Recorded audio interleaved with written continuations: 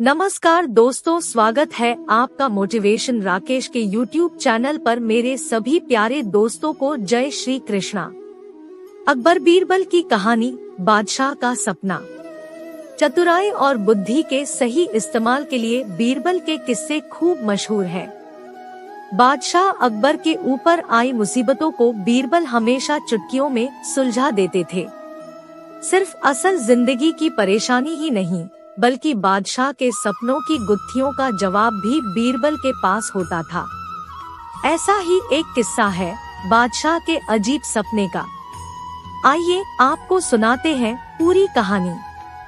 एक बार की बात है जब बादशाह अकबर गहरी नींद से अचानक उठ गए और फिर रात भर सो नहीं सके। वो बहुत परेशान थे क्योंकि उन्होंने अजीब सा सपना देखा था जिसका मतलब वो समझ नहीं पा रहे थे। उन्होंने देखा कि उनके एक के बाद एक सारे दांत गिरते चले गए और आखिर में सिर्फ एक ही दांत बचा। इस सपने से वह इतने चिंतित हुए कि उन्होंने इसके बारे में सभा में चर्चा करने के बारे में सोचा। अगले दिन सभा में पहुंचते ही अकबर ने अपने विश्वसनीय मंत्रियों को सपना सुनाया और सभी से राय मांगी। सभी ने उन्हें सुझाव दिया कि इस बारे में किसी ज्योतिष से बात करके सपने का मतलब समझना चाहिए। बादशाह को भी यह बात सही लगी। अगले दिन उन्होंने दरबार में विद्वान ज्योतिषों को बुलवाया और अपना सपना सुनाया। इसके बाद सभी ज्योतिषों ने आपस में विचार विमर्श किया। फिर उन्होंने बादशाह से कहा, जहांपना, इस सपने का एक ही मतलब निकलता है कि आपके सभी रिश्तेदार आपसे पहले ही मर जाएंगे।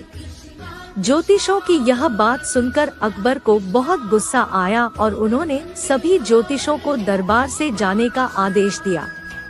उन सभी के जाने के बाद बादशाह अकबर ने बीरबल को बुलाया और कहा, बीरबल, तुम्हारे अनुसार हमारे सपने का मतलब क्या होगा? बीरबल ने कहा, हुजूर, मेरे हिसाब से आपके सपने का मतलब यह था कि आपके सभी रिश्तेदारों में से आपकी उम्र सबसे ज्यादा होगी और आप उन सभी से ज्यादा समय तक जीते रहेंगे। इस बात को सुनकर बादशाह अकबर बहुत खुश हो गए। वहाँ मौजूद सभी मंत्रियों ने सोचा कि बीरबल ने भी ज्योतिषों की ही बात को दोहराया है। इतने में बीरबल ने उन मंत्रियों से कहा कि देखो, बात वही थी, बस कहने का तरीका अलग था। बात को हमेशा सही तरीके से सामने रखा जाना चाहिए। मंत्रियों को इतना कहकर बीरबल सभा से चले गए। कहानी से सीख, किसी भी बात को बोलने का एक सही तरीका होता है। विचलित करने वाली बात को भी सही तरीके से कहा जाए तो उसका बुरा नहीं लगता। इसी वजह से बात को हमेशा सही तरीका और सलीके से रखा जाना चाहिए। आपसे मेरी प्रार्थना है कि मुझे मोटिवेट करने के लिए वीडियो को लाइक करें, शेयर करें, सब्सक्राइब जरूर करें दोस्तों, और कमेंट में जय श्री राम जरूर लिखें।